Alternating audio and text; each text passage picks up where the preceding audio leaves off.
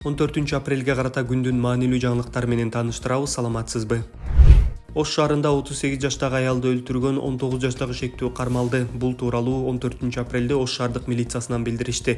Маалыматка караганда таңкы саат 4:10 Ак Телек ичи районунда аялдын киши колдуу болгону тууралуу кабар түшкөн. Ыкчам топ жерине барып, анын муунтуп өлтүрүлгөнүн аныктаган. Кылмышка шектүү катары Жапалак айылынын 2006 жылы туулган тургуну кармалган. Ал аялдын үйүнө уурулукка кирип, аны өлтүрүп, автоунаасын уурдап кеткени белгилүү болгон. Ошондой эле ал мурда үйдө ижарачы болуп жашап кеткени аныкталган.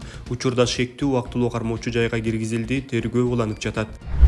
Орусиянын Москва шаарында полиция сабап кармаган кыргыз мигранттарынын 4-ü Орусиядан чыгарылат, 20сы кое берилди. Бул тууралуу Эмгек, социалдык камсыздоо жана миграция министрлиги билдирди.